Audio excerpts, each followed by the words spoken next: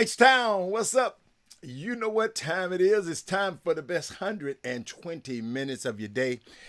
The Chop Shop, the nation's #1 urban sports talk show, and also your midday sports happy hour. Yours truly, Robert Hatter alongside Jim Hicks, coming to you live. I'm on the West Coast.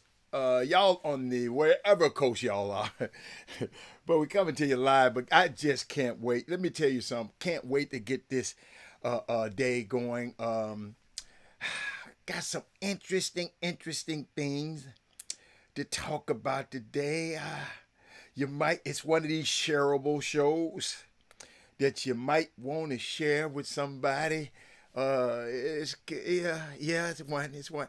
I'm gonna give you some. I'm gonna give you something you can feel. Shout out to Brad from Baltimore. Brad, you was in Rhode Island the other day. Now you're in Baltimore. You just moving around. I see you, Thaddeus Moody. I see you, Brad, Daryl Anderson. Share the show, everybody. Did I share it? Because let me tell you something. It's some interesting things happening today. I got a question. What y'all got going on out there? Share the show. What y'all got going on out there? And share the show, everybody. What's today? Hey, today Tuesday. What's up, Ray Moore? Ray Moore, what you got going on out there? Ray Moore, anything happen in Memphis you want to talk about? Thaddeus Moody, anything happen in Chicago? Brad, anything happen in Baltimore? Daryl Anderson, anything? Shout out to those guys. Anything happening?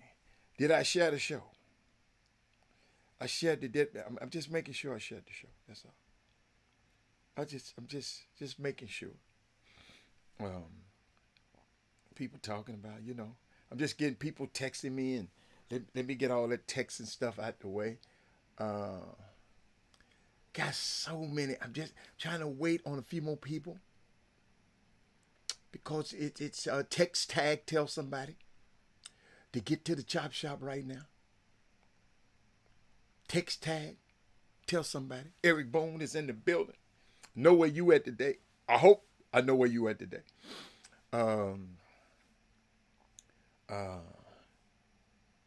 Text tag. Text tag. Do me a favor. Text tag. Tell somebody. Text the last 5 people and let them know that Chop Shop is on right now. Brandon, let me know. Ray Moore, how is it quiet there and y'all got the trial? Ray Moore, they got the trial going on. The murder of young Dolph. How the hell is it quiet in Memphis? Come on, Ray Moore. Let them know. Hey, do me a favor. When you text and tag them, Boom, this is what you tell them. You tell them that you're only inviting them is because you care about their well-being, their welfare, and their family. That's the only reason you invite them to the Chop Shop. Text, tag, tell somebody right now. Okay. See, we got to do this, y'all.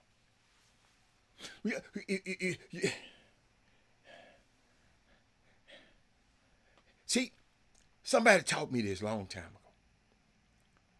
You don't let people talk about your family. You don't let people talk about your mama.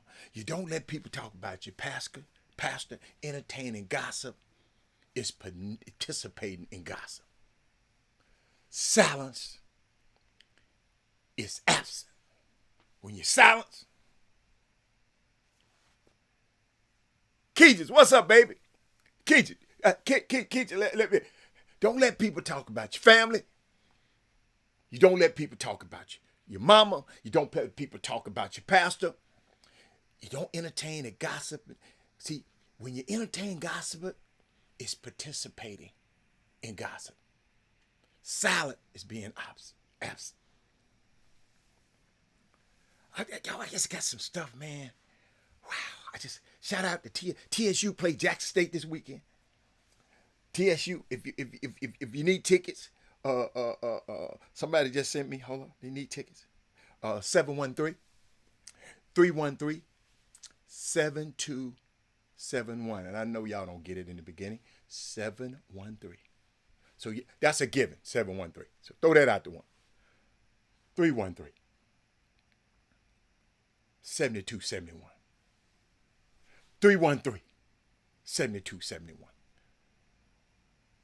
Talk to Kevin Allen, or you can email Kevin Allen at kevin.allen@tsu.edu.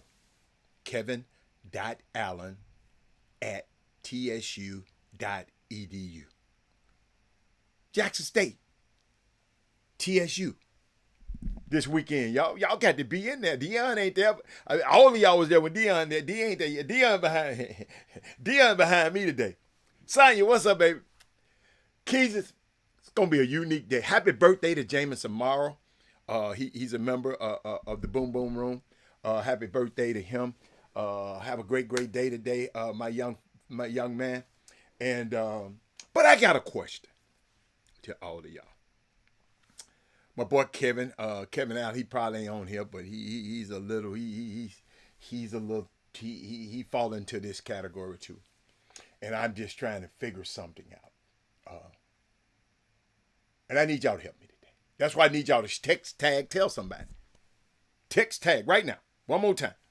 Text, tag, tell somebody about the Chop Shop. And when you text, they're going to say, why?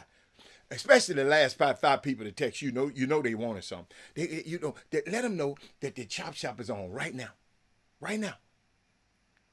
Tell them that you're inviting them because you care about their well-being, you care about their welfare, and you care about their families. Just tell them. Okay. Next month, U of H is. Let me look. What my U of H stuff? Let me find my U of H. U of H is doing something for the community. Let me see. They're having a clinic, coaching clinic, on October the 12th. Giving you a whole lot of time. October the 12th. It's a Saturday, 10 a.m. to 2:30 p.m. They're going to have a film session, a weight room, on-court breakdown, team practice. You don't want to miss it. How you signed up. I'm gonna post it right now. How you sign up. I'm going to copy the link and I'm going to post it in both feeds right now. Show you how I'm going to do you. This for you. This ain't for me. I ain't no coach. I posted in YouTube. Now I'm gonna try to get over here and post it post it over here, and post it over there. I got you. Tyrone, what's up, Doc? Tyrone, get over to that camp, that clinic, man.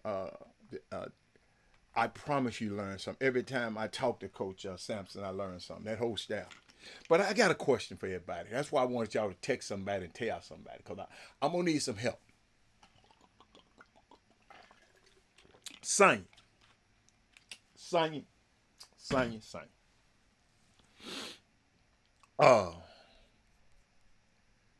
Let me play this. Let's talk about the guards that did make it. Talk about the guards that did make it. How they play, Andrea? Because you were one of the ones that say she didn't earn it. How did the guards play that was in the Olympics? How did they play? For sure, but we can't take how Caitlin finished the W season and pivot that to how she would have done in the Olympics. That's a completely different argument. All I said is look at that point. Look at how she played up until that point. Chelsea Gray had only played one game before she went to the Olympics. She was out playing Diana Taurasi. Was she outplaying Diana Taurasi at that point in time that she was on the team? It's a simple yes or a simple no.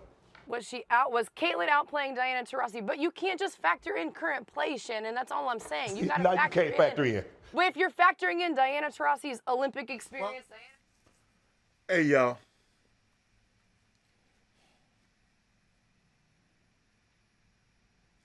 Why does Shannon Sharp get so angry when talking about Caitlin Clark?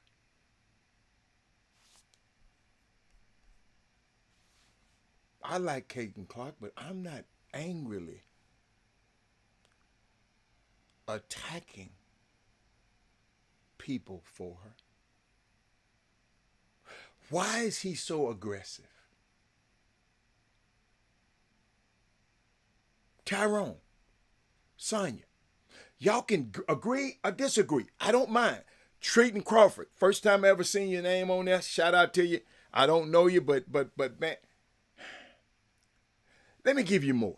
Let me give you a little bit more. Let me give you a little bit more. Maybe you need a little bit more. Let me go. Let's talk about the guards. Shannon, hold on. Shannon Sharp, hold on. Hold on 1 second. Shannon, this ain't a lifetime. This wasn't an Olympic lifetime achievement. Shannon Sharp, hold on 1 second. What we're saying is you guys were right. That's what we're saying. You no, were right. Molly, you did not say that, Molly. No, I'm saying no, that is no. what you said. You That did is not. what you That's said. not what you said, Molly. What are you guys That is not what you said. I literally just brought it up. You were talking about. You were talking about us. You were talking about folks making the point that, excuse me, at the time that they had picked the Olympic team, Caitlin Clark didn't necessarily deserve it based on her play on the court. When the point that Shannon and I was making at the time was that, wait a minute, in the end, there are people that...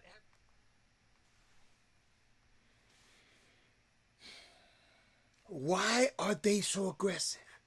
Why are they so emotionally invested? You have to go see the whole thing. Shannon Sharp down there blew his... But he's so aggressive toward Andrea Carter.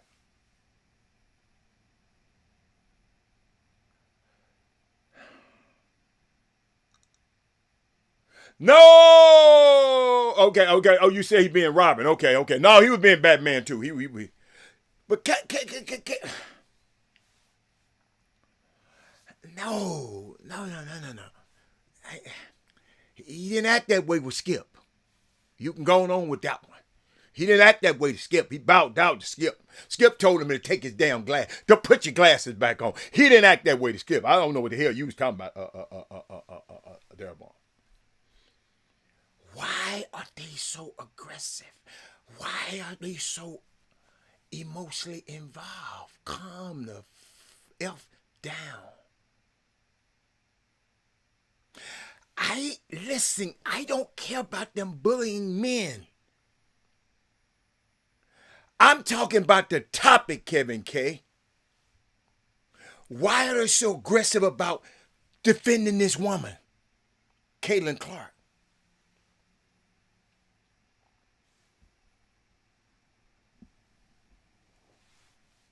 Why?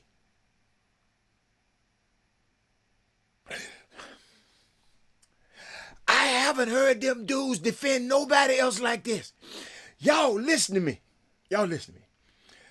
Asia Wilson won the MVP the other day, right? They weren't even talking about her. Imagine doing an entire segment about one player from a team that lost by 24 points that day. The next day they talking about her like this.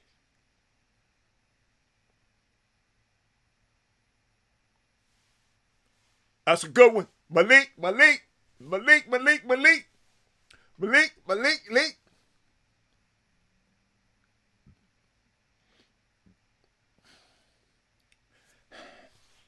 Imagine doing an entire segment about a player from a team who lost about 24 points the night before. Caitlin is box office. She's doing it. And instead of giving her credit,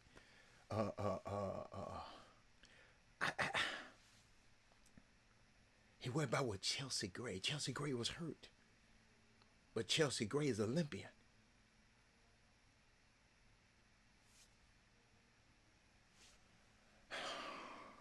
And then, I don't think it's about her. It's about taking opposition to digging in. Okay, I like that, Daryl, I like that. Daryl, thank you for putting this up there because you're going to play into one of the topics that I'm going to share today. Y'all, I got some stuff for you today now.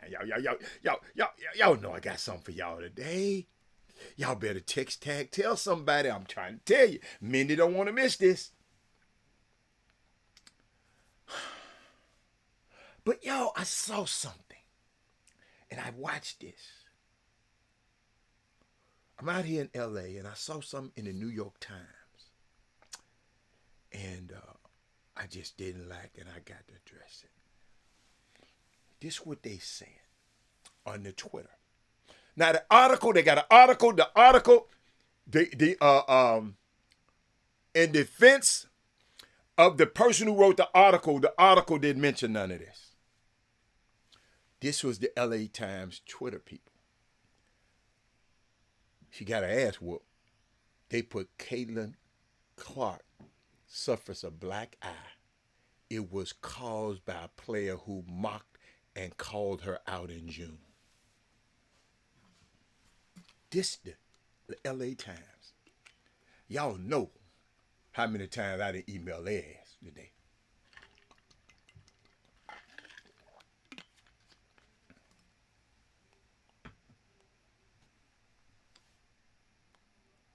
Who approved that? Somebody had to prove this, Sonya. Who approved that?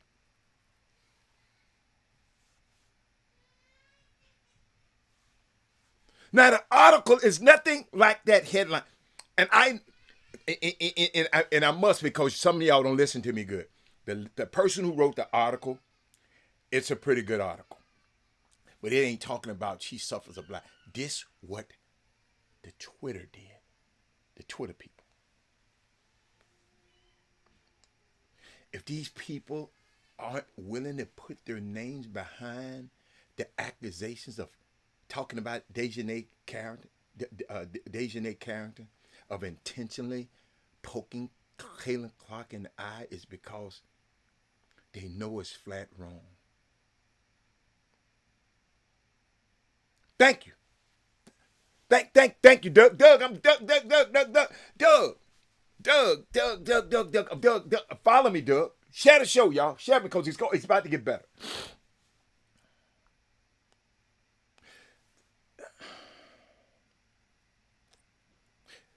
That, in all fairness, that tweet, Doug, was not written by the reporter who wrote the article. Okay? But Aja Wilson had just won 3 MVP awards in 5 seasons. Nafisa dropped 38 a couple of days ago. ESPN got to learn to expand their coverage around WNBA instead of the same topics. Doug.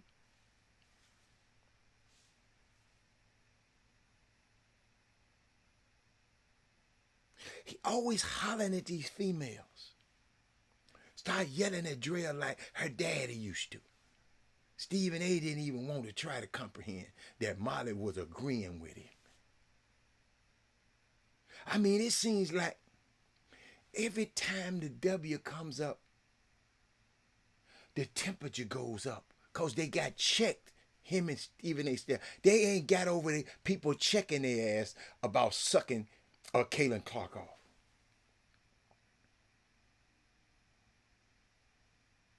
Not a soul was passionate about this 2 years ago. That's why I ain't bring my girl back on there.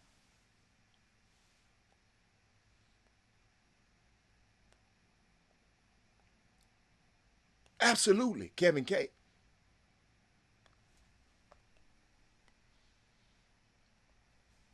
I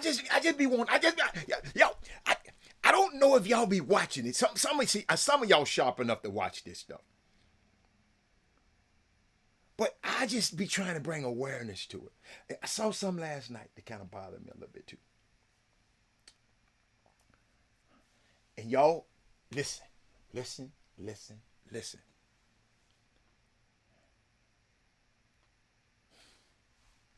Let me show it to you. Share the show. No.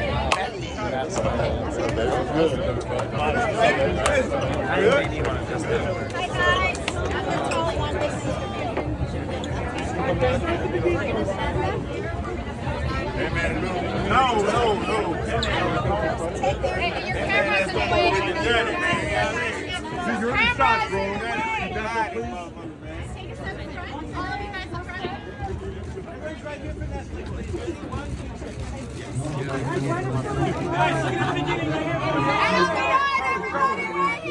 on your right side, gentlemen. Gentlemen on your right side. Gentlemen on your right side. LeBron.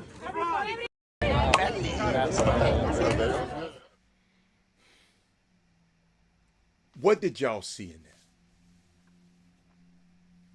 That went around the world. Jimmy Butler, Anthony Edwards, LeBron James, Montes Sabonis, Jason Tatum line up for the starting 5 premiere coming out next Netflix October the 9th. What did y'all see? Let me play it again. Let me play it again. Let me play it again.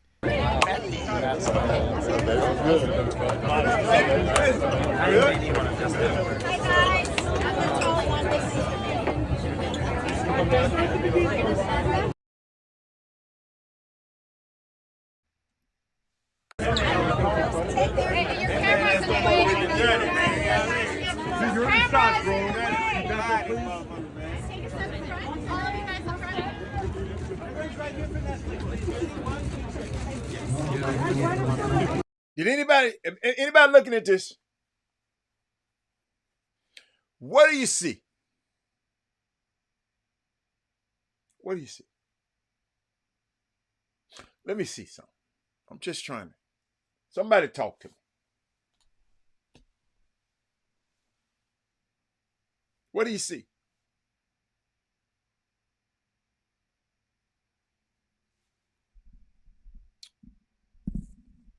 Should I make the picture bigger?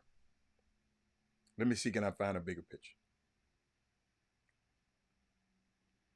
I'm just waiting.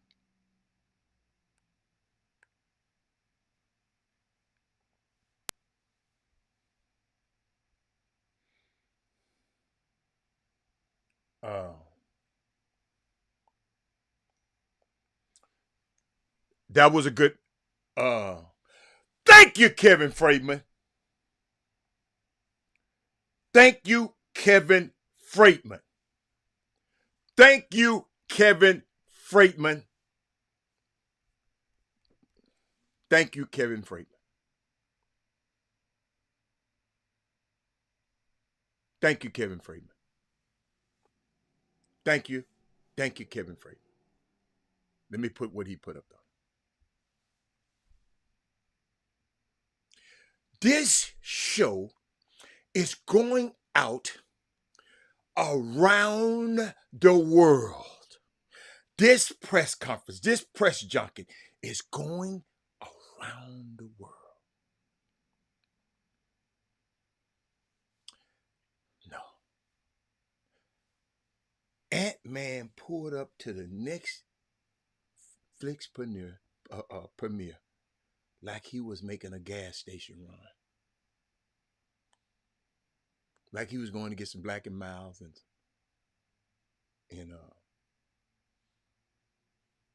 some red and some flavored drink.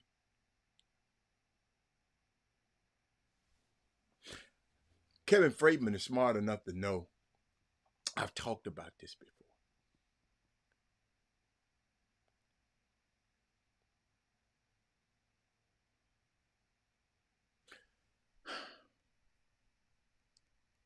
Let me see.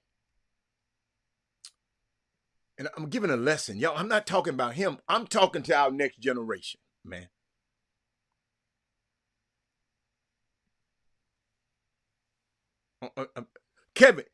Kirk Collins, I'm talking to our next generation. No, it ain't this generation. No, Sonya, them guys up there, almost same age he is, except LeBron. They got the memo. No, we can't put it on. We can't put it on.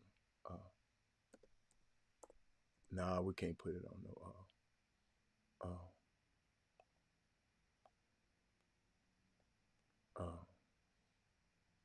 I'm gonna show y'all something.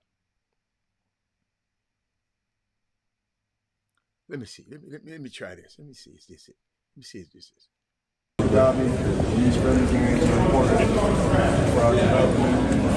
And how to feel to be out there in that environment.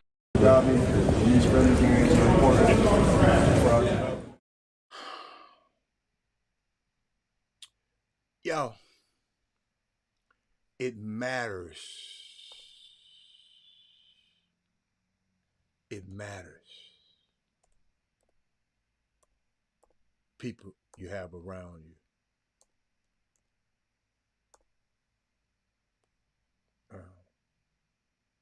It matters.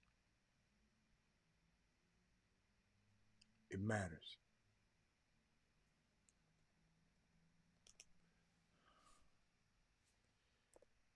It's going all over the world.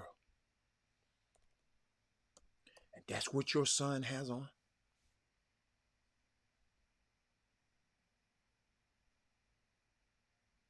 That's what your son has on.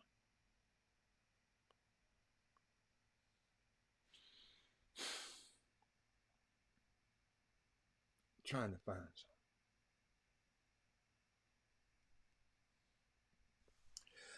something.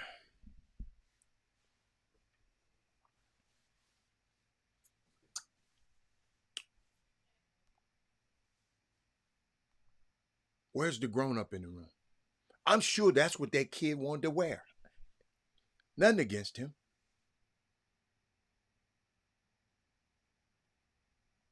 Sonya, you're right, Sonya, you don't tell them.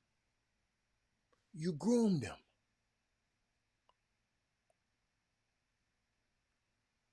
Sonya, you don't tell them. Sonya, I never forget it, Sonya. Never forget it.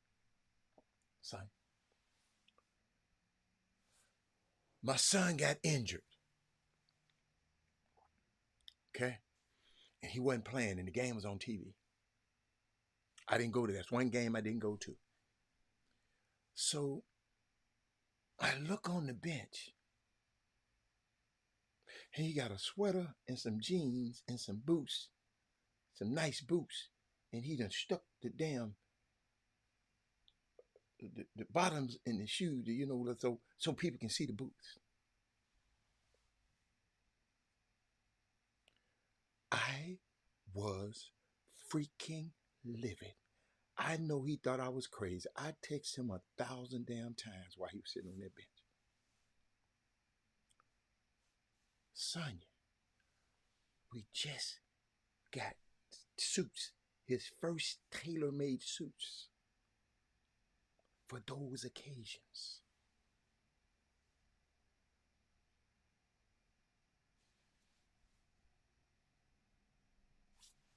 Sonya, I was livid.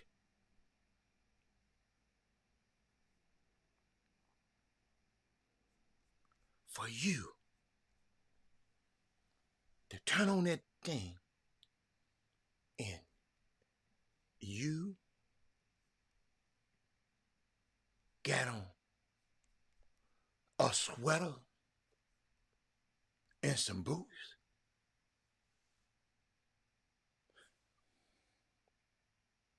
We had a great talk. He didn't understand. He really didn't. They were going out after the game. So he wanted, no. When them people turn on that TV and see you on TV on the bench and you looking good in that suit, you're going to be set apart from everybody else, son. By the way, he never did it again. By the way, never did. But he had to be groomed. I bought him the suits. I didn't tell him why to use the suits. It's my fault. I didn't give him the why. So I gave him, I'm still mad, but I gave him, he didn't understand that people were going to be looking at him on the bench. People going to, because the best player is out. They're going to be putting the camera on you. They're going to show you in the huddle. They're going to show, he have to be groomed.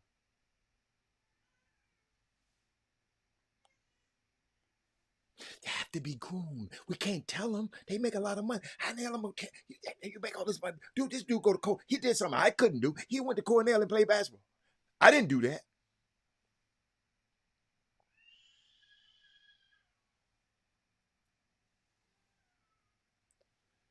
But I had to groom and I had to watch how I handle it.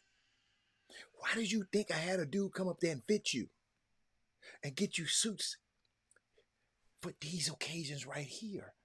I didn't tell him that. I just thought he would automatically know.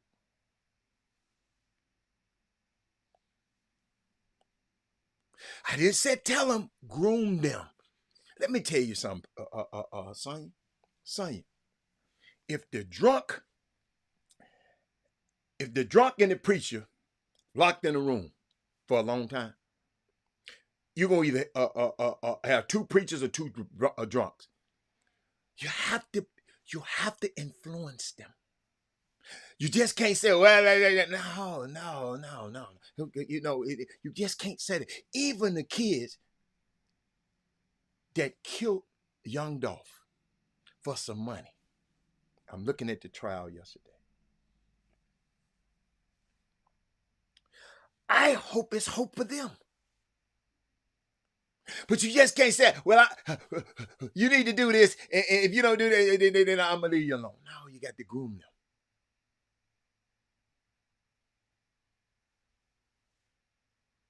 Somebody got to grab Anthony Edwards and say, somebody he can listen to, somebody who is not in his pocket.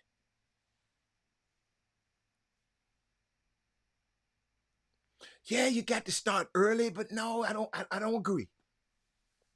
I don't agree. You got to start. It's called grooming. My son still to this day, Sonya, think he made the choice to go to Ivy League school. He bragging, telling his friends, man, I chose. No, he didn't. I kept grooming him. I kept letting him know the advantages. Letting him meet people who went through this situation, been in these situations. I groomed him. I didn't tell him where to go. I didn't tell him. I didn't, well, you got that. No. I said, look, here. These are the advantages here. Barack Obama went here. He was the editor of the Law Review.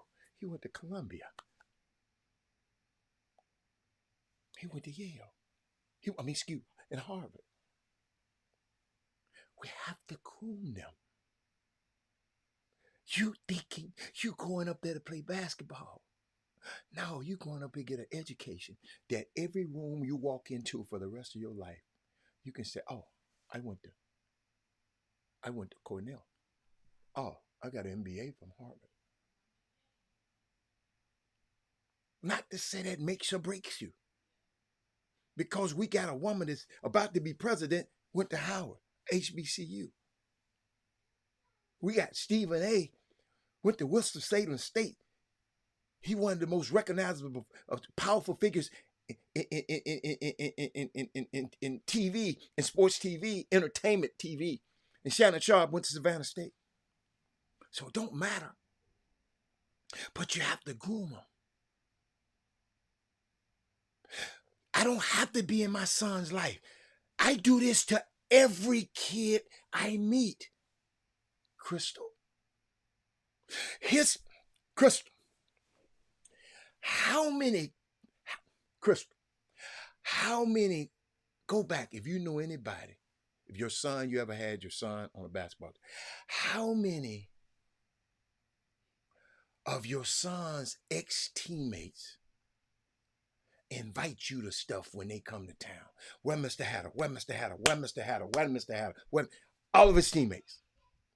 Tell Mr. Hatter, come over here where we go. Tell Mr. Hatter he invited to the wedding. Tell Mr. Hatter, how you have, it just don't start in my house.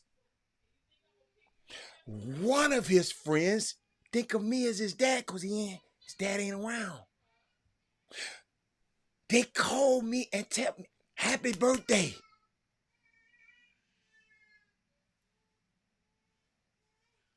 It's grooming. Not just my son, other people's sons. I told y'all, D'Angelo Harrison was on my summer basketball team. He played a game at Fundy. Y'all, Sonia and Crystal. He played a game in Sonia. After the game, he said, "Come here, Mr. Hatter." He let me meet his girlfriend. I never seen the girl before. And he told her, "This the guy who helped influence my life. This the dude helped change my life." A lot of other people say he was a knucklehead. His brother got in trouble, went to jail. Mr. Hatter was there for him.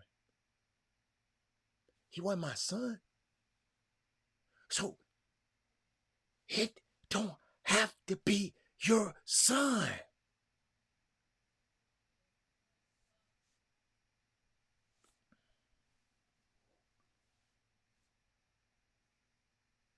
We got to be smart.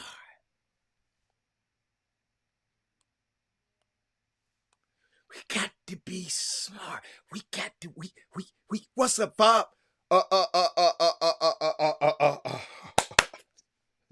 Oh, I'm trying to give you, Chabella. I mean, no, yeah, that's, I'm trying to use some, we. Bob. But Bob, I'm just trying to tell people, you can mentor somebody. Perfect example. That is Moody. Listen, y'all got to hear this now. Y'all got to hear this now. This ain't about me. I'm talking about you don't just have to, it ain't got to be your sons. That is Moody was on a train in Chicago. A train in Chicago. That is Moody had a Houston Hoops shirt on. Houston Hoops shirt on. A guy said, "Houston Hoops? That's the Houston, right?" He said, "Yeah." That is Moody said. He said, "What my friend on my basketball team, he played for the Houston Hoops. His name Robert Hatter. Which comes, I know his dad. They go back and forth. That young fella, Robert Mishler, that's my dude. I saw these kids as freshmen come in, and now they married, they got wives, their wives doctors, and it's just funny, man. It's just funny. But I wasn't a daddy that came in hating on other people on the team. I was a daddy embracing everybody on the team.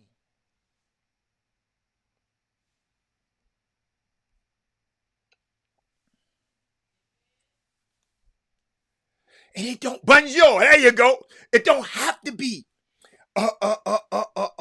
me. It could be Kevin Freeman. Kevin Freeman would do it. Keith Fobb would do it. It have to be a collect. Y'all, we got to be intentional. Only thing I'm mad about, this is what I'm mad about. That's what I'm mad about. I had a chance, Crystal. This boy came to Houston and came and sat in a chair right next to me on this show, on the Chop Shop. Anthony Edwards, right? We got ready to leave and go back to the hotel. He told everybody, "I want to ride with him." Talking about me. After the interview, I just met the dude. "I want to ride with him. I want to ride with him." Out of all the people he could have wrote with, he said, "I did not take advantage of building that relationship." I didn't ever ask him for his number. Could have wanted to rep. I just heard some stuff about the recruitment of him, and I just didn't want to be caught up in that mess. And I wish, Crystal, to this day, God put that boy in my life, and I did not take advantage of it. Let me repeat that. Thank you, Mindy. Mindy Collins' son. He played on a team with Bryce Griggs. And I loved every kid on the team. But I was closer to Bryce. You follow me? But God put that boy in my life, and I ain't gonna lie. That's why I tell y'all, every time I pass a library, I feel convicted because my book ain't in there yet. Because I don't want to rob the next generation. I don't want to be a generational thief. And I robbed Anthony Edwards for being around a guy like me. The kid said, I want to ride with you. Man didn't know what kind of car I had. He liked the way I interviewed him. I guess I don't know what his spirit. I want to ride with you.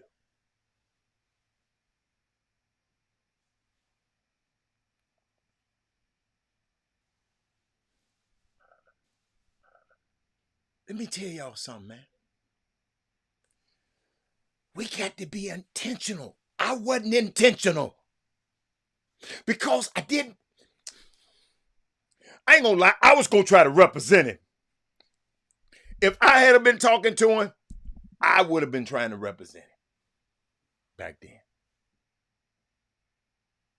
But I did not one time did I think this kid would need me. Because this particular time, and man, you can put on all that ugly stuff you want to, sir. You can put on all them hoodies. But right now, let's put on one of them sharp-ass suits and some of them tomboy shoes and get in here for these few minutes and do our press junket. And we can get right back in the car and change into this stuff. That's how you have to do it. You follow me? We got to be intentional, Fob. I ain't gonna lie, I feel convicted. Hold on. Just for people who didn't know. Hold on. Let me see. Let me see. Ant-Man. Let me see. Can I find some Ant-Man stuff? Here you go. Who's the top two guys that you've went against? You know, some guys out there, I call them studio rankings, and they got designers, and you get on the court. But who's guys out there that you went out there with, and you can just honestly say, hey man, that dude a goon. He can go. I don't have two. I have one though. He's at Duke right now. Who that? Cameron Reddish. Cam, what they do? Cam. That's the only one. Yeah. That young man was sitting right there with me.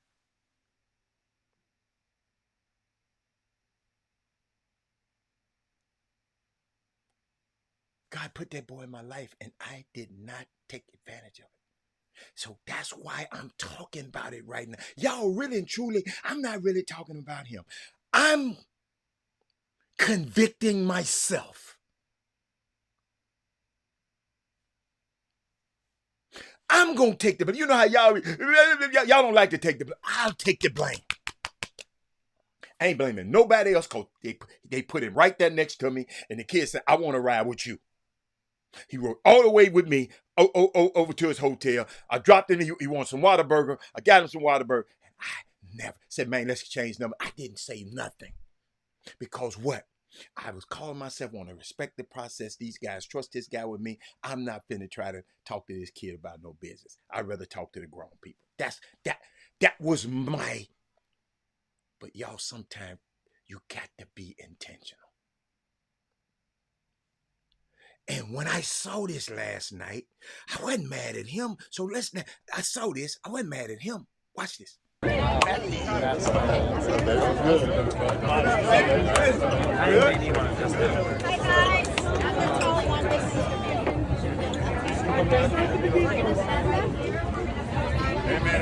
No.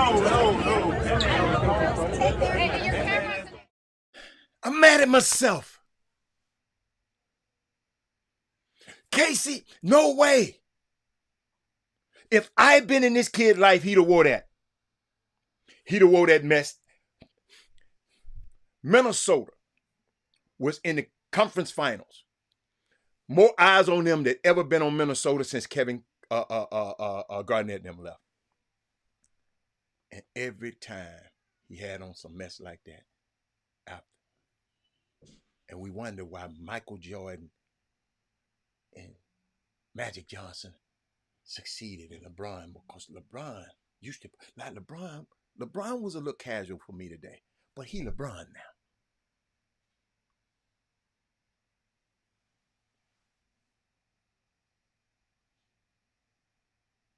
Man, it would have been simple. He had to put on no suit. He could have put a walk on like Jimmy. Jimmy Butler never dresses up. I repeat that. Jimmy Butler never dresses up. He got the memo. Let me show it again. Look at Jimmy Butler, y'all. Look at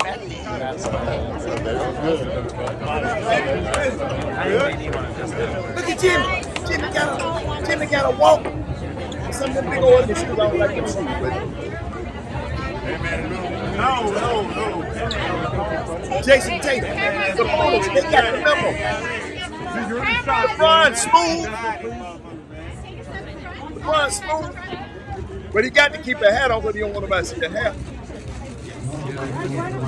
Y'all just went all over. So I ain't blaming Casey, I ain't blaming Crystal, I'm not blaming Sonya, I'm not blaming Kevin. I'm blaming myself, Kevin Freeman. I'm bringing myself. So I'm talking to our next generation. I'm talking to the young men and the women at the Legacy Smooth School of Sports and Sciences. If Alfio got the feed on today. And if I was them young kids, I wouldn't wait on Mr. Alfio to turn on the feed. I would come and subscribe to the Chop Shop myself. Yo, this stuff, I'm communicating life to you today. And then I saw something. And I want to share this with y'all because some of y'all on here that last week, who was here last week when I talked about, hold on. Let me see what I did. Hold on. When I talked about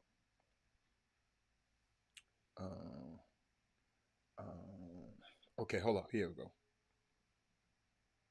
I'll put this name in here. I'll find it. I'm trying to see what day. On 9/10. What's the date? 20-something. About 13 days ago. 13 days ago. I gave y'all some information. 13 days ago. I got it. Got it marked down.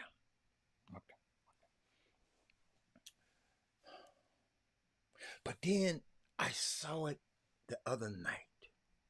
Let me put my babies back up there. I'm sorry. Y'all, I know we like Dion, but I want to put my babies back up. Make sure you let Prime know I had him up.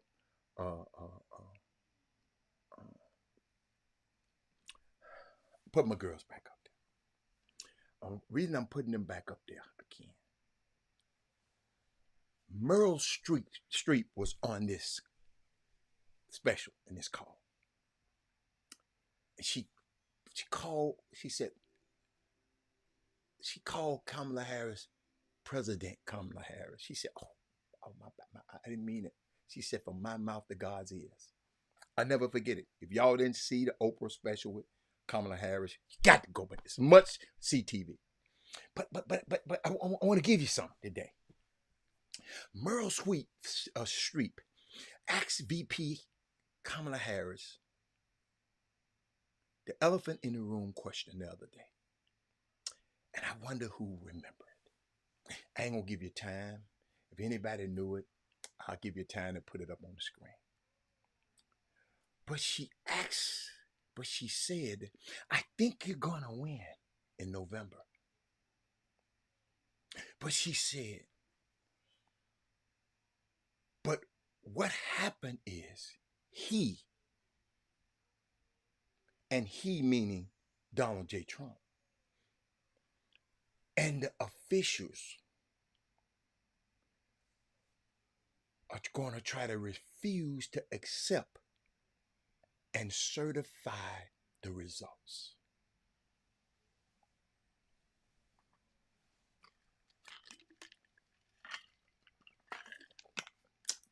And honestly, Robert Hallett talked about it on 9/10. Go back to my show on 9/10, September 9/10. The day before September 11th. The day before 9/11, go back. I gave you something. People don't talk about this enough. I know it might seem like a crazy question, but it really, hold on, Trey Phillips, but it really isn't, it's not crazy, y'all. Our system is very complex. And as you know, it's not just the majority who decides who wins. There is a lot of moving parts to selecting a president.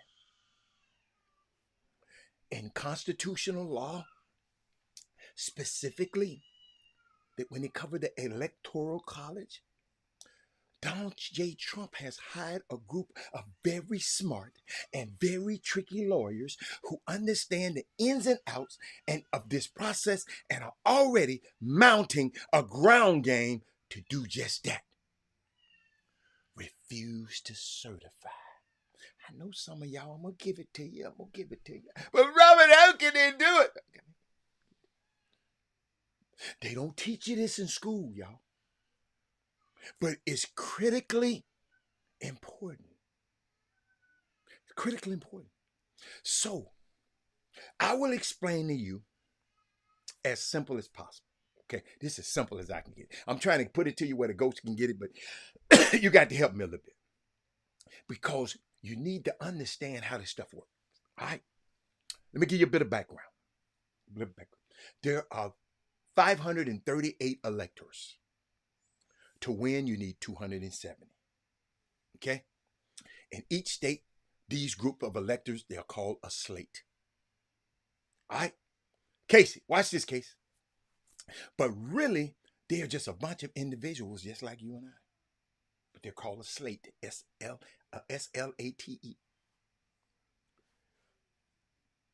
Now, here's where the tricky part comes. In order to win these electors, the results have to be certified. It's not a given that someone just wins. Certification is necessary.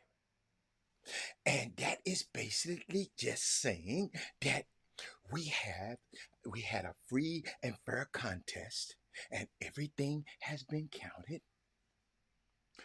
But local and county officials, the people responsible for certifying these results can essentially go rogue.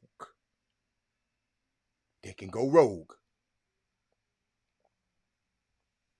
If you go back to 9/10 and remember what I told you on this show, their defense for this would be that they found some fraud on some level. Oh, I just some fraud. I think it was a ballot over anything. Listen to me, y'all. And this is not some crazy legal theory that is happening. Okay? And I told y'all on 9/10, a recent article, Rolling Stones article, which I shared with y'all, found that there are at least 70 of these election deniers that Trump has planted in key swing states that are 2020 election deniers who said the election was rigged, and has a history of being a pro-Donald Trump radical conspiracist. Okay? Got me? They support the big lie.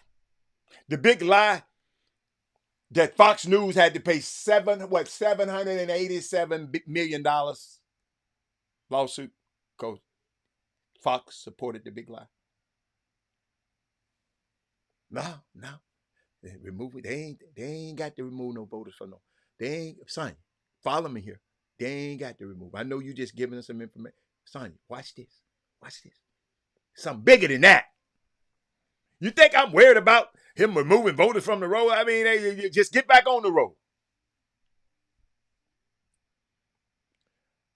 And make no mistake about it. As Mark Elias, one of the main lawyers for the Harris, Vice President Harris team, he put it, and I quote, he said, "I think we are going to see mass refusals to certify in November." He ready for it, but he telling you what's going on. Y'all finna be the smartest people in the nail shop right now. Republicans are counting on not that they can just disrupt the big counties. Watch this. They are counting to the fact that they don't certify in some of the small counties. So even if it's in the small counties, you can't certify the statewide results because they found fraud. They say they're going to find fraud in the small counties. So what does that mean in practice, Sonia? Take Georgia, for example, where the state board has been captured down there by Donald Trump loyalists. They done already said they can't count. They ain't going to be able to count all the votes on the night of. They're going to have to hand count them the next day. Some of the votes. They working. If there is enough local county officials that say, hey, we think the Democrats pull some funny business here and we are not going to certify these results because of it. Y'all, I'm finna tell you something, y'all, that I had to look up. I'm finna give you something. And if there's enough of them, they might prevent the Secretary of State from being able to certify as well, to certify the state. And certainly the Democrats will sue, but it's going to be a challenge. Okay? And here's the thing, in case y'all didn't know, if neither Donald Trump or Kamala Harris reaches 270 or gets a majority, it then becomes a contingent.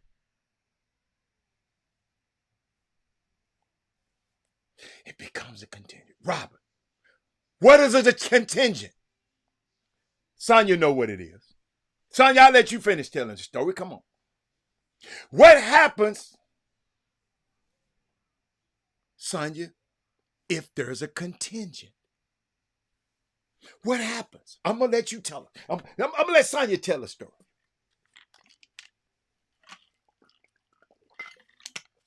I'm going to let Sonya tell it. Come on, Sonya. Type fast. Type fast. Come on, help me. If neither one of them gets that 270, it becomes a contingent. What's contingent? It's what happens in the 12th Amendment. The guiding rule is if neither gets the majority, it goes to the House of Representatives and the Republicans control the House. So they get to pick the president and the Senate gets to pick the vice president. It actually happened once before. Sonya, can let us know when it happened. Come on, Sonya. In 1824, it happened. Andrew Jackson won the majority. The race was split between 4 candidates. Nobody got the full 270. And it went to the House. And instead, they picked John Quincy Adams to be the president. All of this, y'all, all of this is very real. And to quote Mark Elias again, Mark Elias, that's Kamala Harris, campaign chief lawyer, brilliant guy, constitutional law. The other side, y'all got to remember. Mark Elias said this. The other side is more ruthless than us. They're more organized and they're more prepared. Donald Trump has already told his supporters that they don't even need to come out in November. Donald Trump and a large number of the GOP are banking on this. And they have the machine to do it, ladies and gentlemen. I hope I help somebody. Sonya, Sonya was the only one who was following me. I hope I help somebody. After make sure your young kids go back, your class go back. That is why we got to vote. We got to beat this dude by a landslide. Landslide. Landslide. Can't play. Can't play. Can't play. We got a guy out here that's showing up in a grocery store and giving money to buy people groceries. You can't do that, y'all. That's illegal. You can't buy votes. He continued to get away from crimes, with crimes in plain sight. It's on tape. He don't know better, and it's the third time he's running, and his staff don't know better. These are the things that should trouble people. And they're talking about immigrating people from the Congo, all the people that look like you, all you black Trumpers. Don't look too much like you from the Congo or somewhere else. I'm from Haiti. They're going to ship your black ass out of here. That 2025, that Project 2025 is a bad mama jama. I know y'all ain't had time to read it, but I just wanted to share that with y'all. Just wanted to share. Y'all, I saw something. I'm gonna just leave that. Y'all, yeah. I'm gonna let y'all just marinate on that. Me and Sonya, yeah. I got to get everybody. I think they know. They just feel they are bigger than the law. No. Okay, I got you. I got you. But I didn't know this, y'all. This is an interesting fact. Somebody told me this. High school football. Oh, yeah, high school football. Because I've never been really that involved in the high school recruitment of a high school football athlete. But somebody said Alabama head coach Kalen DeBoer attended 5-star quarterback Keelan Russell's high school basketball game this past Friday. This Alabama's new coach, Nick Saban, is gone. They said this is the first known time, an Alabama head coach has attended a high school game since Nick Saban went to see Jameis Winston play in 2011.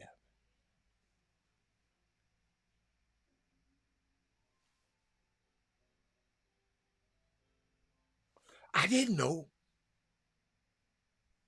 So how do we counter? First of all, we got to beat him in a landslide. I just said that. Because if it goes to court, who controls 6 of the Supreme Court justices? Democrats gonna fight it in court. I don't know if you heard me. They gonna fight it. They prepared to fight it. But my thing is, how did we get 70 people of his people in the battleground states only? I told y'all this on 9/10. 9/10, I talked about this. Yes, old Rob talked about it. But let me keep going. Let me keep going because I'm loving it. I'm loving it. Let's see. No, I ain't gonna go there. I ain't gonna go there. I ain't gonna go there.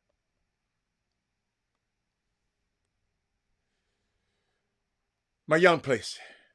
Ain't nothing like it, Hatter. Football is king here in Texas. Don't mess with it. Yes. But no. My thing was, the head coach don't usually go. The Alabama head coach, do Steve Sarkisian, do he goes to see high school games? Because Nick Saban ain't been to a high school game since 2011. That's a good one. How do we counter? We just got to have better lawyers. They lawyers came up with that. Our lawyers got to come up with something better. That's how you counter. Thurgood Marshall ain't walking through that building. Constance Baker Motley. Boy, y'all need to look up that name right there. Oh, my goodness. Constance Baker Motley ain't walking through there. Paulie Murray is not walking through that building right now.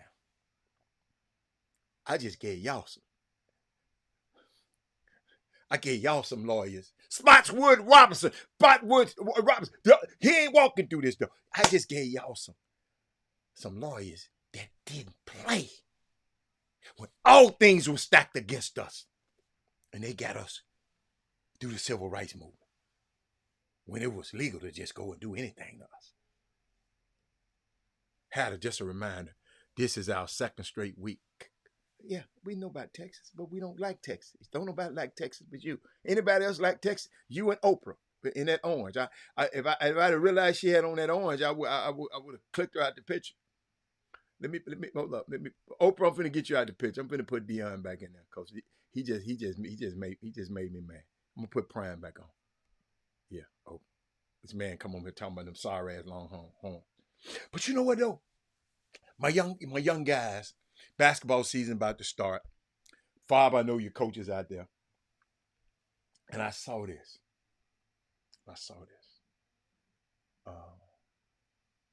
Because we always, your parents, my son this, and my son this, and my son this, and you're recruiting and all this stuff going on. But parents, young men, young people, young athletes, if you are in coach's class right now, Coach Alvio's class, when you are playing sports and you on my team, I'm going to need my best player to be better than their best player. I don't want to hear about you had no best game, no bad game. Ain't no such thing as a bad game in a big game. I going to need, y'all had some fall ball around there this weekend. I need my best player to be better than their best player. Shadur was better than their best player. Travis Hunter was better than Baylor's best player.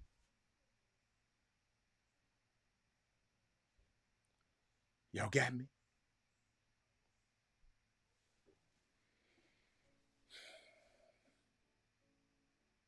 No, don't blame RGB. That woman that passed away. Don't blame that woman. Come on. Can't blame that woman for retiring. No, we can't blame her. You blame these people that didn't vote for Hillary Clinton. That's who you need to blame. All your friends that didn't vote for Hillary. Talking about Donald Trump's the businessman. Hey, the businessman. Lock her up. That's who you need to blame. Voting matters, y'all. Voting matters. What else I got? Hold up, what else I got? I had to go through my notes.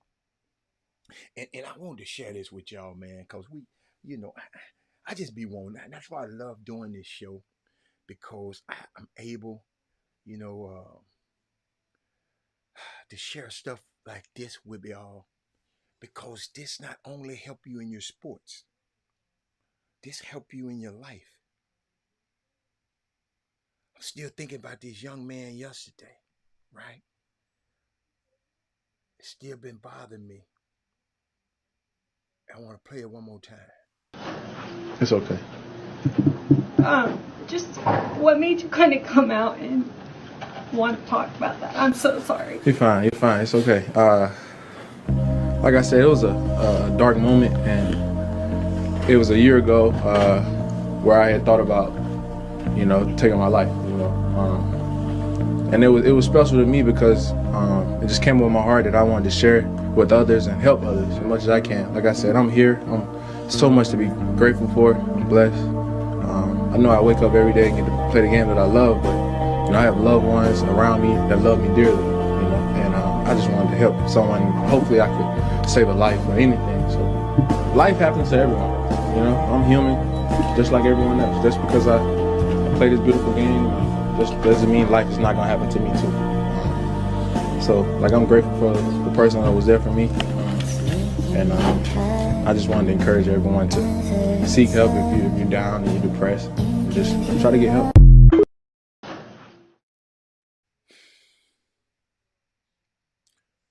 The man had the reporter crying. And I got a public service announcement. That's why I keep trying to tell y'all to be intentional about sharing this show. I told a story yesterday about Dakota Edie, the lady that started a win with black women. Conference call 2020. She started a conference call, had powerful black women on a Zoom call. 2020. Just get ready. Sharpen their knives. And then on July the 21st, 2024, early one Sunday morning, Joe Biden said he was dropping out of the race, and he was supporting and endorsing Kamala Harris to take his place. Those women who was on that call for 4 years, 200 women, just 200 women here, 200 women there, 100 women there, 50 women there, 50 women. Some like being in a situation that we are right now. So I'm telling y'all, there's something that we got to do, but we need some more people to be, maybe we need a bigger cause. But those 200 women, because of what they did, they put out a call on that Sunday night, and 44,000 women showed up on this Zoom. 50,000 showed up on other platforms that couldn't get in Zoom. She took Miss Edie is so tech savvy. Cause she a black woman that's in the tech space. She called up the Zoom CEO and said, "Man, I need some more bandwidth now," because she had that kind of juice. And wind up women raising $1.6 million to kick off this juggernaut of a campaign.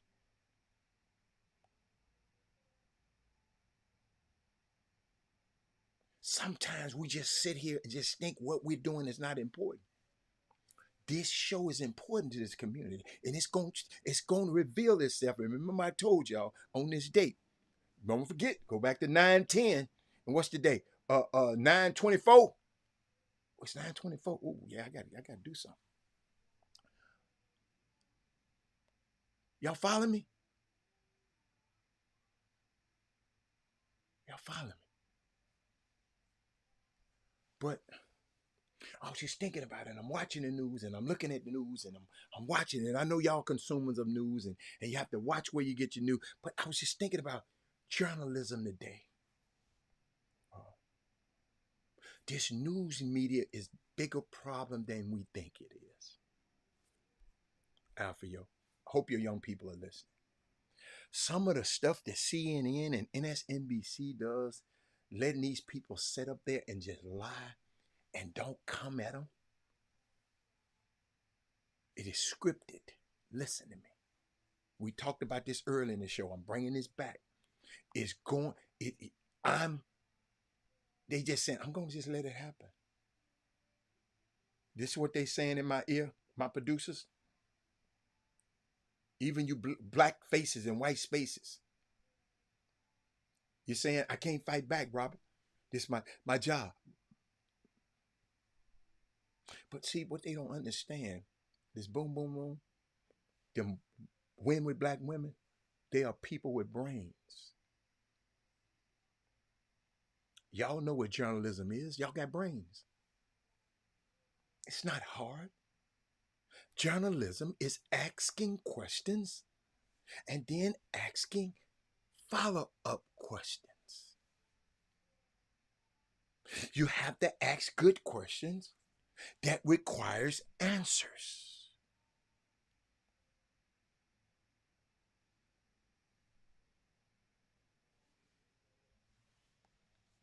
No, I ain't worried about the 2025 project no more, son.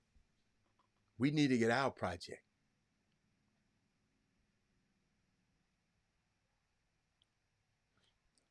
You know it's coming.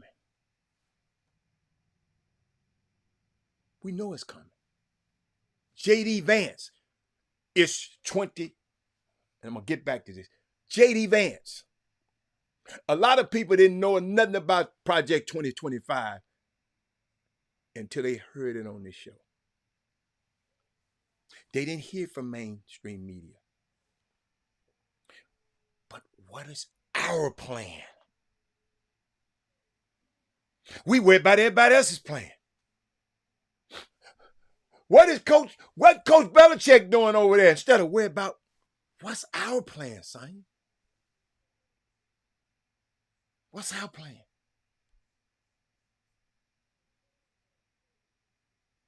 I don't even talk about 2020 to Project 2025 no more because I done read it. 900 pages worth. Now I'm trying to figure out how I keep them people out of office. That's how you defeat the 2025. You ain't got to know it. Vote and defeat it. I done read it for you. You ain't got to know it. But journalism, good journalism, you have to ask good questions that require answers. And if you don't get answers, then you say, wait, they refuse to answer the question. When you're writing or when you're talking to my journalism kids, they refuse, you got to say, they refuse to answer the questions. Then you come to the conclusion that this person is either hiding something or they don't want to answer your questions. I'm just talking about this media now, this new journalism, this new media that y'all consuming on TV and consuming. Journalism is just asking the questions that the people want to know. I don't want to know if Kamala Harris is white or black or orange or green. I don't want to know.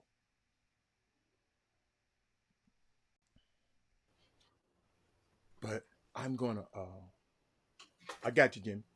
Let me put you on mute because you're kind of loud over there again.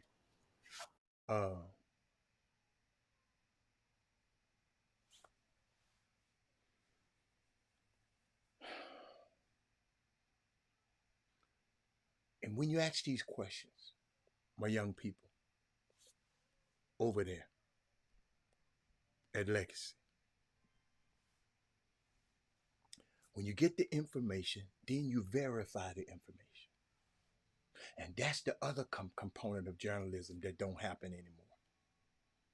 Our problem is we mistake cable news, which is WWE, but they're mainstream media, Robert. We mistake them. Which is ESPN News, as actual journalism. They're infotainment. They're infotainers. They've always been. They're news readers at the best. And they have a string of producers around them. It's in their ear. So the producer told them, let's talk about Caitlin Clark. Let's talk about Caitlin Clark this morning. Caitlin Clark had the worst game she'd had all season. They didn't talk about that. They talked about other people hating on her. It just changed the narrative. But I finished the rest of this up because I got a couple of points I want to make about this news media. But I'm going to bring Jimmy on in and unmute him and bring him on in. What's up, Jim? What I miss. Good day, peoples, on this Tuesday afternoon. Man, it's been so much, been underground, getting everything ready, in re-gear. 2 days left. 2 days left on my 21 days straight unbinge of no sipping. So day number 19. Throw you a piece of cake each year. You guys know, got to get myself into television shape, going into it's about the 23rd year of being seasonal on television, of course, alongside Todd Freed. So that's a great notch or stripe on my sleeve in regards to that. Talking high school basketball, that is. A lot of stuff going on. Don't know what all you covered. I just know one thing: the Astros in action. Seattle is in town, scrapping for their lives. Astros only need one win to clinch the first place in the division and, of course, the playoffs. Only need one win. Any combination of one Astro win and one Seattle loss, which means the same thing because they are in the same conference. I mean, they are playing each other, as we speak. What else we got? We're gearing up and getting closer to the Super 16 extravaganza. Feeling really, really good about this thing. I was talking and with a couple of people on yesterday. Of course, that schedule is on the RCS Sports app, and it is probably going to be a very packed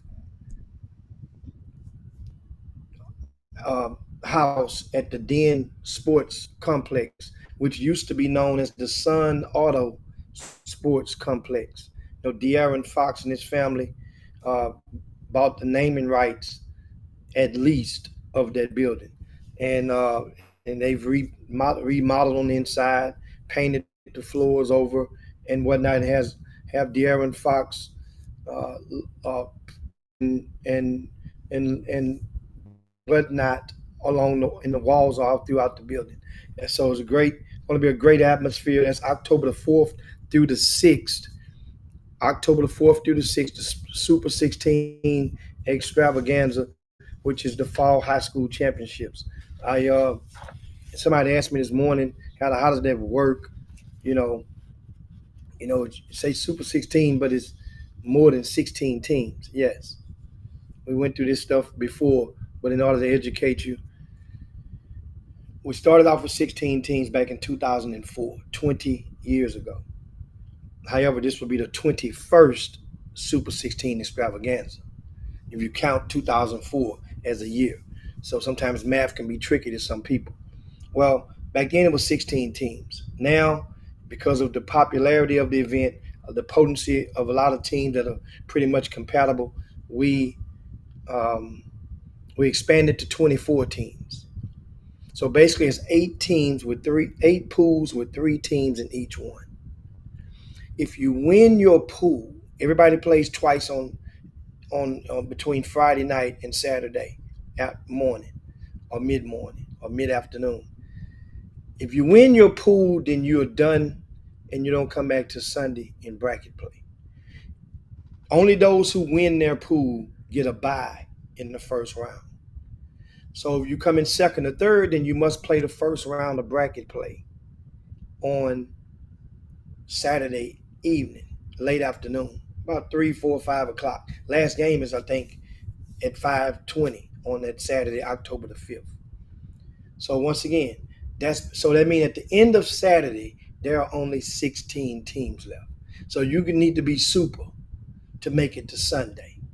Now, meanwhile, in order to prevent teams from playing back-to-back or even back-to-back-to-back on that Sunday afternoon, we've incorporated showcase games, meaning that teams will come and play twice. They will play, sit, no more than 2 games, and then play again. So that means we have 15 teams playing showcase games in the Super 16 extravaganza. Some of those 15 teams very well could and should be in the bracket part. And they were offered, for example, our Colony. I love to address this to our Colony high school followers. We offered and invited them, this invite only, into the bracket. They were invited to be a part of the initial of the 24 teams in the tournament division. The coach opted to play showcase games. So then later on, I guess once they got acclimated, they come back, it was filled up. Now, if a spot opened up, Iowa Colony will be the first team in. They're definitely good enough. And that team is a 4A state threat every year since their existence 4 years ago. They're moving up to 5A now, which they're going to be a team to be reckoned with in that Region 3 of 5A. So that's why the answer for our Colony. Bel Air was in the tournament division. And Bel Air, we learned, of course, that Shelton Henderson will be taking an official visit, or is scheduled for an official visit to the University of Texas. So I spoke with Coach Glover, and I said, well, Coach, you guys are playing 2-3 times a week. You guys are playing in fall ball. Without Shelton, you know what they're going to do if you lose. They're going to be hating and bashing on you. Your kids probably, do you really want to play? He said, man, it don't matter. We ain't got to play in that. If Shelton not playing, my kids would probably, some of them want to, but we won't be able to run and function like we're supposed to. I said, great. So why don't you sit this one out? Sit it out. So me and Glover go way back. I've ate at his dinner table multiple times. That's how you can. That's sometimes, like I said, I tell you guys how you can measure, or you can think of relationships. If a person been under your roof, has a person ate up under your roof, has a person sit on one of your toilets before, or use one of your toilets before, so to speak.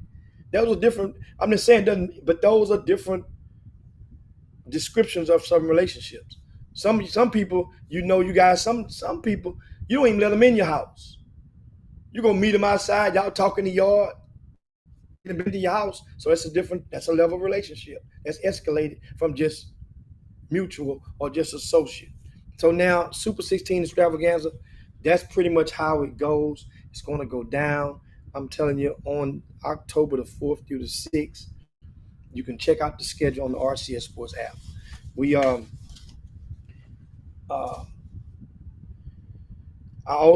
I'm excited about the girls' kickoff classic. We revised that schedule.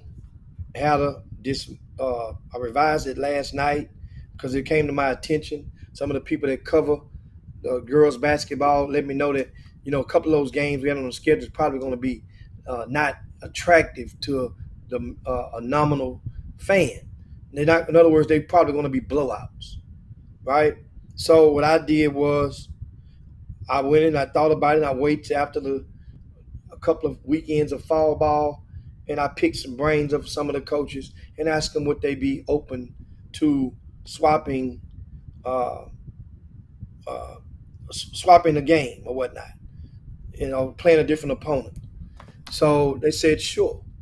So as a result, we shuffled the deck, and I think you got it over there. I don't know if how hard it is to cue it up, but it's from what I hear now, this lineup on November the 2nd is very, very tasty. It's tasty now. People, it's like this. I've been getting thumbs up and power ons all morning. From I snuck it out, let people know about this schedule. How Summer Creek is now going to play Dawson. C.E. King is now going to play Dawson. Summer Creek is now going to play Hitchcock, and Bel Air is now going to play DeSoto. DeSoto doesn't pack the power that they thought they would have when, at the beginning of the season, 4 key starters, which all of Division I prospects, transferred away, and that pretty much hurt that program and their new coach going into there. So Bel Air, their leading and best player, is transferred away. So Bel Air and DeSoto, that should be a good game now. We got Cy Springs and Duncanville, the state champion. Cy Springs is without question, after 2 weeks, it doesn't take Ray Charles to see. They are the best girls team in this area. That's the schedule for you guys right there. Crispy clear. Hardin Jefferson and Hastings, C. King and Dawson. Of course, Dickinson and Pearland, followed by Cy Springs, Duncanville, Bel Air, DeSoto, and the nightcap or the evening cap would be Summer Creek and Hitchcock. Hitchcock is a favorite to go out of this region in the Class 3A, as the boys are as well, but this is girls basketball. Want to give them a little love and shower them with it. Also, reading some of the comments, I see Roy Wells back on. Hadn't seen him in a while. Shout out to Roy Wells. How you doing over there? Glad to have you back. Goree Allen in the house as well. Trey Phillips. And, of course, saw him at the Girls Super 16, the inaugural event, which was won by Hitchcock. And that Hitchcock team has already agreed to be part of this event next year. We're going to make this thing, try to get it better and better to where it's one of those events where if you even sniff about girls basketball, this is a place, it's going to be the place to be each and every year. And these matchups are going to get better and greater as we go. I also completed, I don't know when I want to release it, but this right here is the schedule I have folded up for the Hoops Giving Classic. And I'm trying to show you guys a little bit of it right there. Ups. I gave you a sneak peek. This thing right here, Alan, sometimes when you're putting these schedules together, guys, like a puzzle. And when you finish some of them, you get that feeling like, boy, I might need to get an extra police officer too. This schedule is fire. This event is going to be the Hoops Giving Classic. That's the day before Thanksgiving. Man, I'm talking about matchup on top of matchup on top of matchup. I mean, these teams that showdowns on top of showdowns just multiple on both courts. That's the Super 16. Hoops Giving Classic, November the 27th. That would be at C. King High School. As you guys see, doing these basketball events, that's the space. In case you missed it before and you did, or you heard but wasn't listening, that's the space that as we go into 2025, that I am exclusively moving myself into. So that means the space that many of you think and look at me and describe me. I don't like being described as the rankings guy. I stopped doing rankings back in January. It takes time for that jacket to get off your back, for people to realize, man, he really don't do rankings no more. Well, I understand that. Just like when I started doing with RCS Sports, they called me the street agent. That was my nickname was to the school districts. A lot of people, the coaches at that time, it was a different climate. That was my nickname. That's the street agent. That's what it was. It ain't what they call you, it's what you answer to. It's what you answer to. Then now that term has been people like to modify names or descriptions. Now they call them handlers. It's just, I guess simplify the syllables, I guess. But this back then and now, you got to always try to reinvent yourself. You got to always try to go and shift and move and not let the current take you away in whatever you do, especially if you are a sole proprietor or entrepreneur or a small business owner, or if you are artists. You notice artists, rappers, and hip hoppers do it all the time. Some of your popular ones, they went from making lyrics to clothing to spirits, then to the entertainment or to the screen, to the entertainment industry. If you look at it, that was the pattern. Then one opened the door, then 3 or 4 more followed, then to the big screen, the motion picture screens as well. They would give cameos in that first because that would draw some of their audience into, like, cross promoting. It would draw their audience over into a different sector. So I am positioning myself again to be solely an event operator. So once again, for those that enjoyed the 5, 6, 7 years or so, in comparing me to some of the other people that do events or that do scouting services and whatnot, those days are limited because that's not the space that I wish to dwell in not for the near future or the foreseeable future. Once again, event operating only. So don't expect me to, or don't feel like I'm obligated. I'm not obligated to go see your babies play. If you ain't obligating Brian Jolivet to come see your babies play, if you ain't obligating Hal Passner, if you're not obligating Terrell Henderson, Rodney Wynn, guys that do multiple events throughout the course of a year and don't have to come see your baby, but yet you still run to their events, then put Jimmy over in that side of the fence. That's the side of the fence that Jim Hicks is going to be on. Because one thing I know with my soul that I know how to do, I know how to run a good-ass youth basketball event without question, with all the bells and whistles that go with it. So the answer, now we can shift gears and answer Aaron Williford said, can't subscribers get a preview of the schedule? It ain't no such thing as getting you a preview of the schedule, Mr. Williford, because you know what happens? You're going to screenshot it and give it to everybody that ain't a subscriber, as you guys always do. Who are we fooling right now? Now, what I can do, I can tell you who your team is playing against. If you want to do that, I can do that. I do that for you. You get that exclusively in the sense of the Chop Shop. You want to know if your team is playing in the Hoops Giving Classic, and I can tell you who you're playing against. We can do that. Fair game. Not gonna tell you your time, even though somehow some of the coaches already know their times, but we'll do that. So Rod Wells said, Hicks, have you ever seen in lifetime? You posted it a while ago, had a baseball player similar to a tiny 50-50 club, and he's a pitcher. Well, the 50-50 club, Rod Wells, did not come in the season where he was a pitcher. He did not pitch this year in making 50-50. Now, meanwhile, yes, I can answer that. Yes, we have seen one. And he's not just a 50-50 club. 50-50 club is 1 year, Adam. How about if a person was how about if there was a man that's in the 500 club? How about that?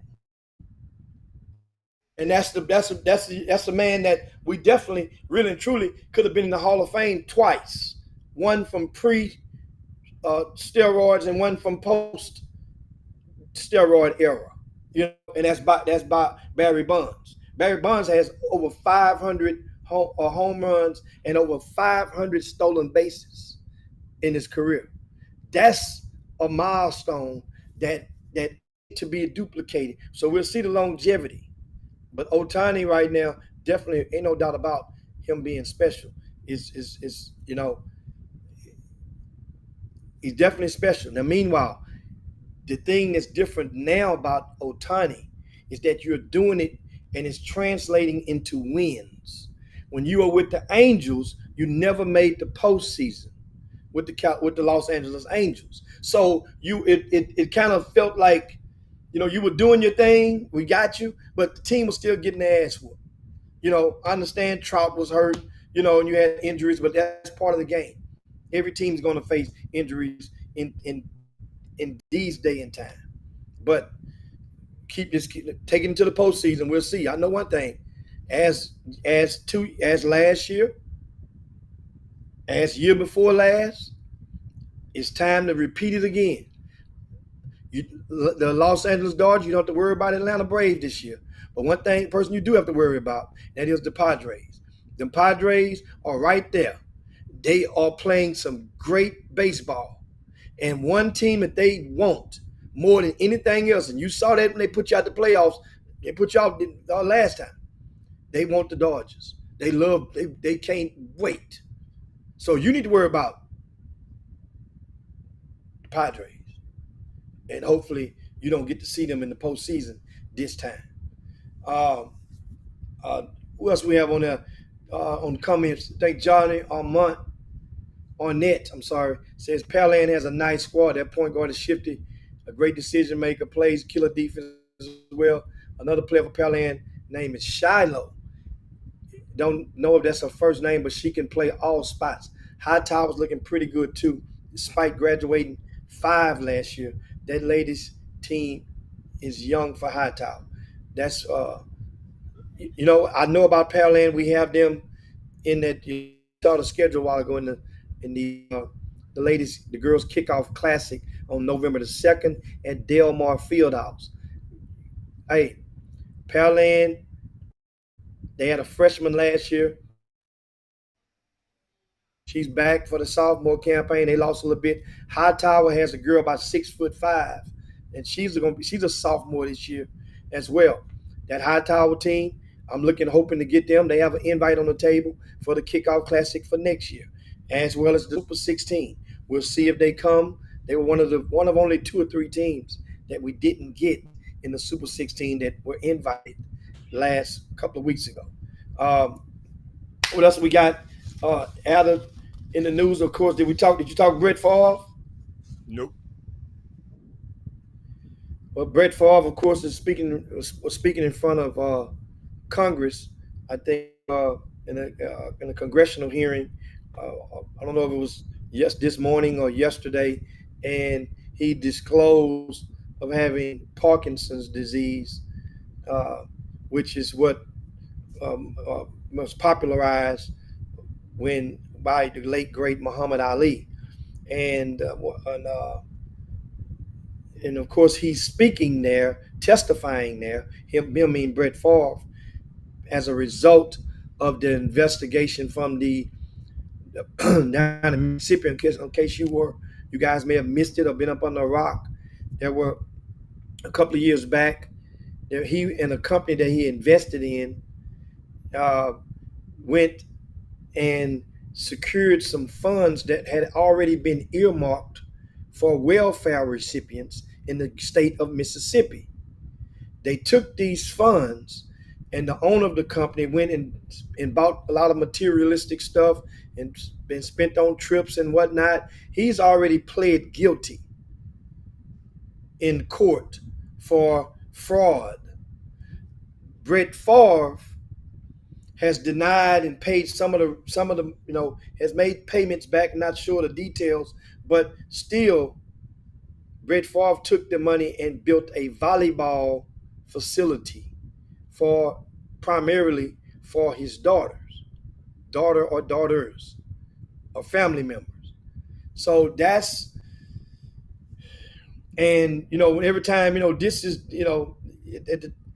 I think it's timely Brett Favre bring up his medical condition, which could create a sympathetic atmosphere for some of his peers in Congress, because it would take the focus off why you're really there, instead of them saying, oh my God, we hope you're all right.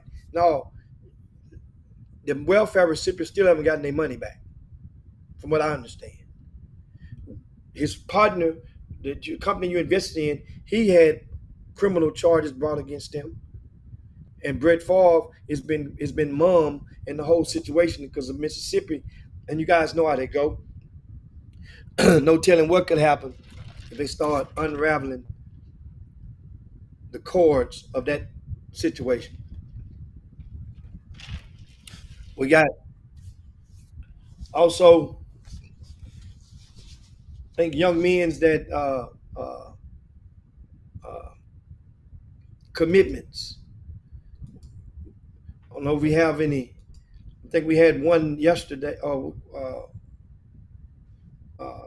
According to the high school coach, or one of the coaches on the staff, that Jalen Finner from Atascocita High School is expected to commit to Louisiana Tech. Break that news for you guys. Louisiana Tech be getting they work on in this city. Yeah, that's Doug Jones. He needs to make Doug the GM of the program. Doug has helped Talvin Hester a great deal. Well, all time.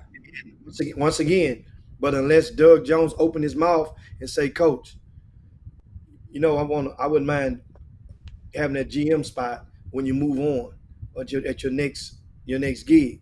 You see, I done helped you. I've helped you here. I've helped you numerous times with transfers, with the portal, getting guys. And guess what? If you don't open your mouth, that don't mean you may not necessarily get fed. And you look around the room, you see now a lot of people have bought into the understanding that a lot of the relationships that people have in the grassroots basketball or in the amateur basketball sector, a lot of those relationships now they can translate or transfer over into the collegiate ranks. That's why you have guys like Kellen Buffington, who excelled, and Texas Tech saw that in him and promptly put him an offer on the table that can help change the trajectory of his basketball resume. And so, and guess what? You got there's so many young guys out there, especially a guy like, thinking about Doug is that it's different. Doug Jones is one of those guys that a coach, the type that the A plus B equals C of it, that they will go crazy over, because that they want, because you fit the mold. First of all, you're not married, which can be good or bad. It's not necessarily a deal breaker being not married. They kind of really want you to be married, because that means it's grounded. It means you're less likely to be out there partying. If you're married, you're less likely. That don't mean you won't. But you don't have any kids. That's where it gets good at. You don't have any kids. That means now that's more to a college coach. That means you can work longer. That means you can go. You don't have to be at home or to go and to be there for a recital. You don't have to be at field day. You don't have to be at a little league football game. You don't have to be, you see, at a graduation or whatnot. So y'all that ain't married, don't have any kids, those are prime targets. That don't mean, for a college as a college on the college staff, in a support staff capacity. Shout out to Chuck McCown, Mindy Collins. See you guys out there, and Alfio Veazey. See him over there as well. And we were talking about Doug Jones and Louisiana Tech. I'm seeing, okay, that was a call from LSU. Oh, I want to share something with you guys. Speaking of scouting services and stuff, right? True story. I don't know, you guys know it now. Like I said, I'm positioning myself to go to the other side of to move to a different room in this basketball house. And scouting services normally will, in January of each year, they have to go with the NCAA and request for renewal. Well, in January it costs us about $300. Then they do it like they have a scale, like when you don't pay your taxes. Each month goes by, the number goes up. It escalates. Wait till February, you might have to pay $400. Wait till March, it might be $750. You know, each month it goes up. So I purposely did not renew a scouting service, and I'll read you. I had a letter that I sent to the coaches, and I'm looking for.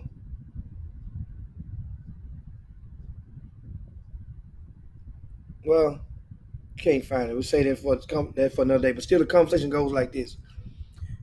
And so it come to me. So many coaches have been asking, "Hey man, what we don't send you an invoice. We don't see RCS Sports on the list of approved services." I said, "Well, I didn't renew.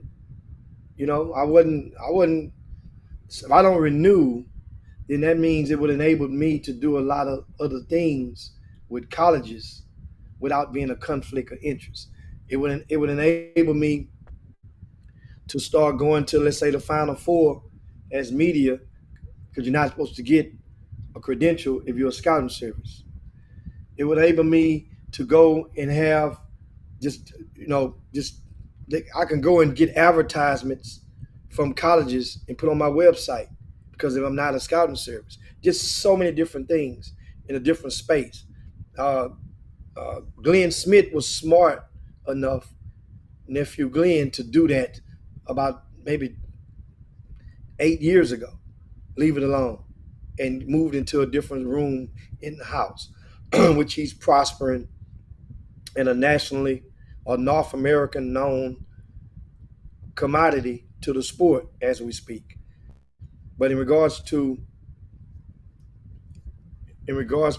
myself, I made the decision to go it on and renew in last week. Now remember, it costs you $300 in January. If you renew in September, how do you know what that fee is? Guess how much it costs in September? Have no idea. $2,500. $2,400 to be exact.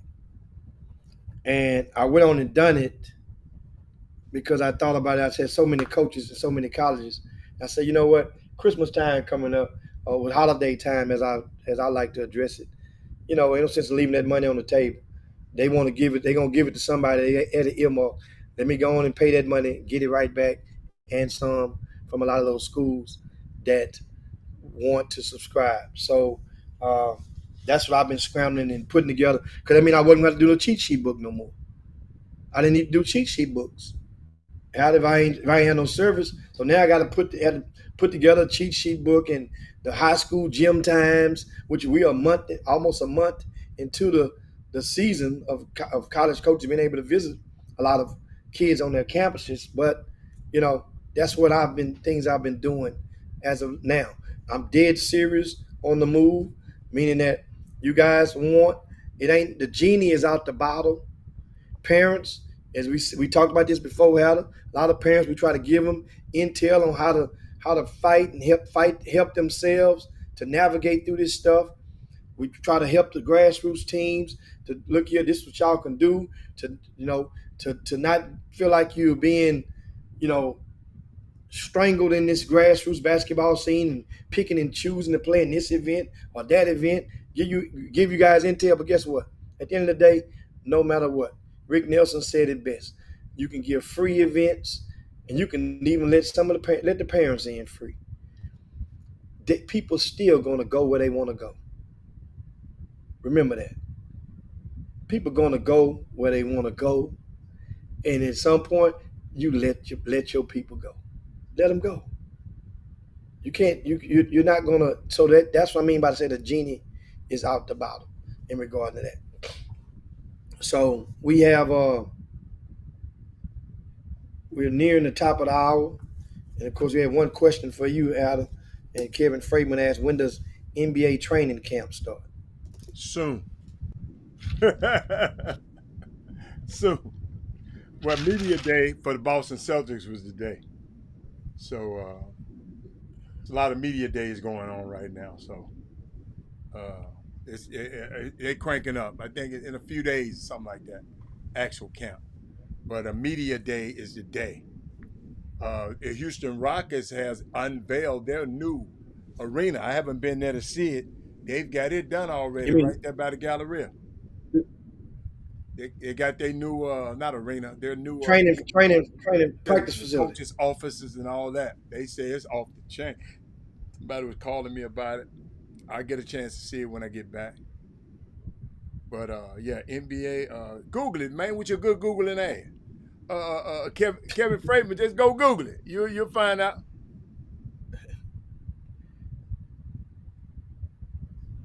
And so, I think what else we had to give you guys? Unfortunately, on yesterday, another piece of news: Bryson Wheatfall was denied his appeal by the UIL on yesterday.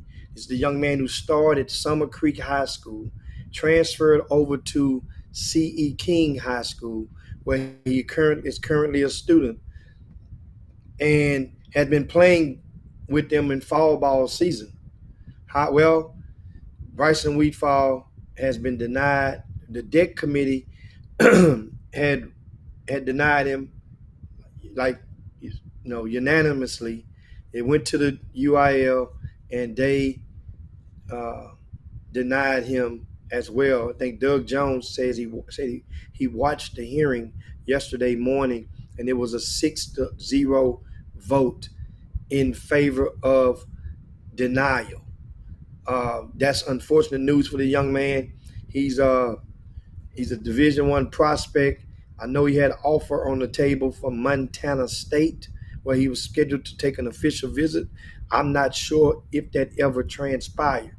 I need to loop around and reach out to his dad, Brandon Wheatfall, who started Booker T. Washington. Jim. He's on the show right now. Oh, is he? Yeah. Okay. Well, what, Mr. Wheatfall? So, if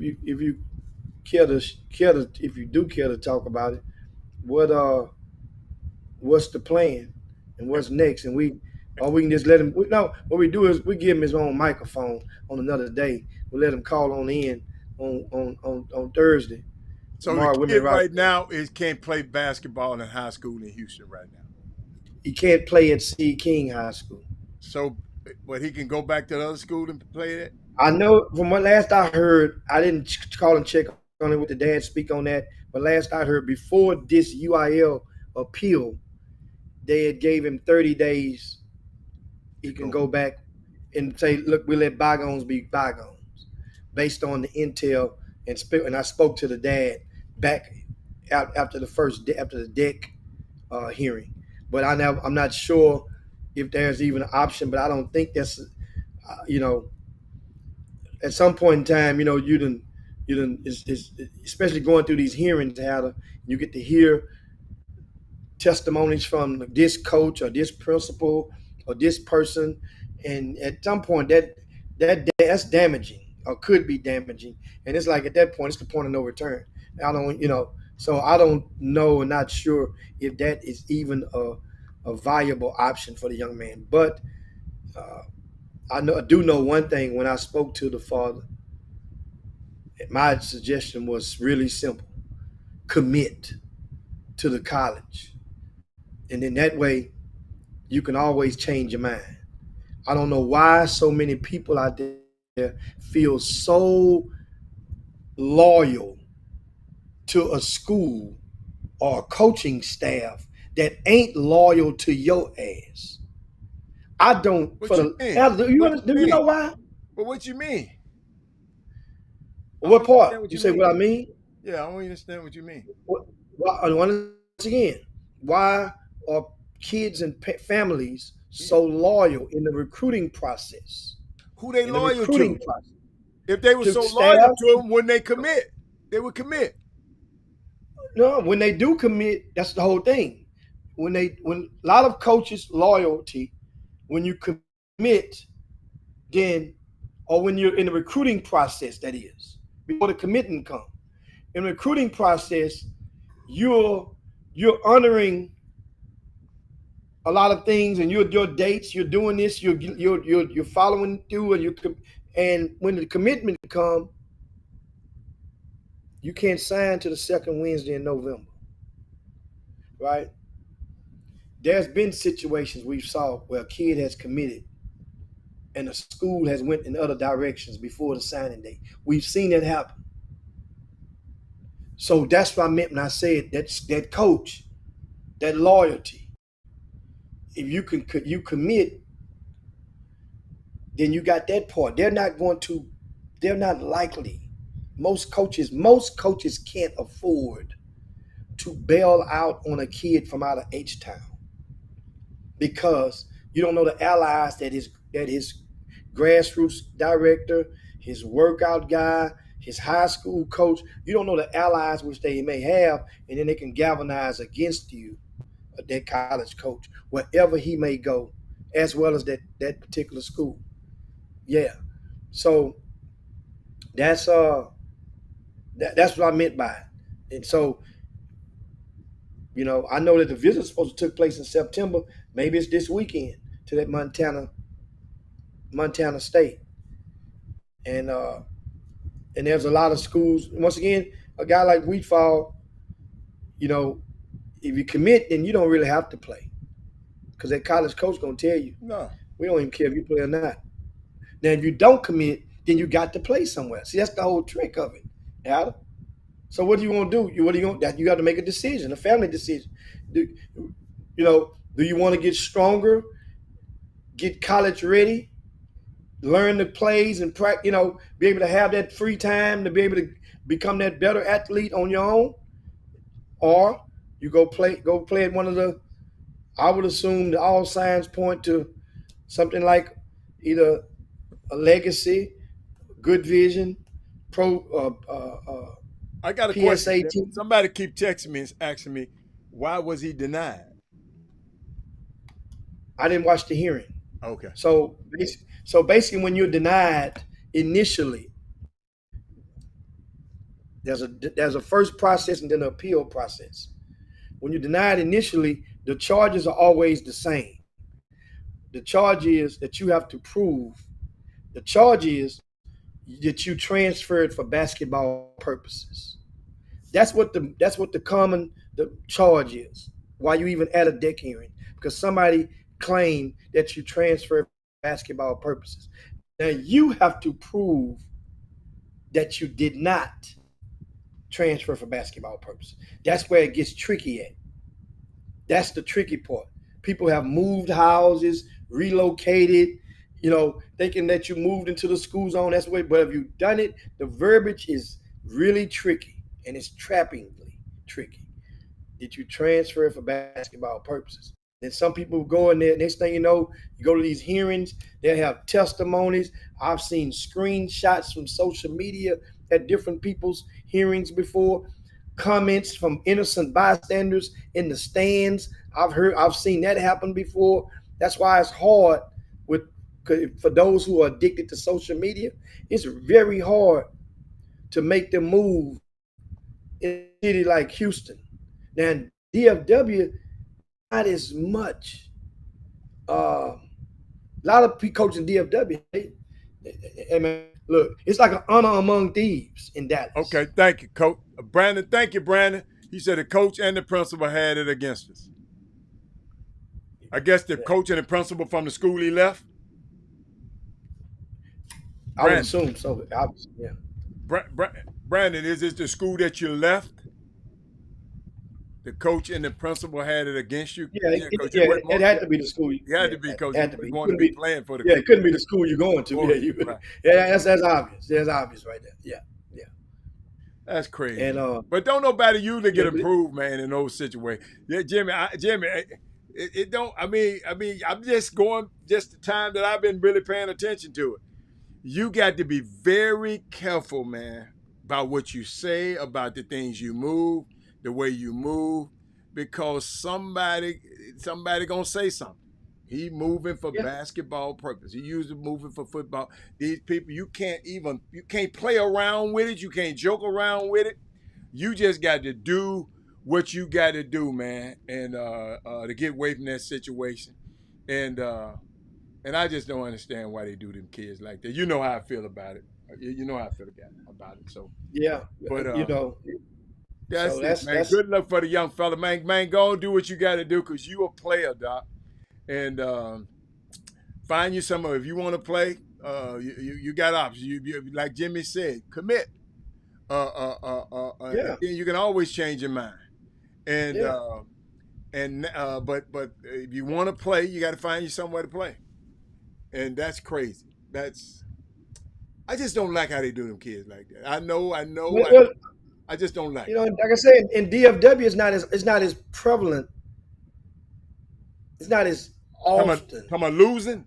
No, the opposing coach.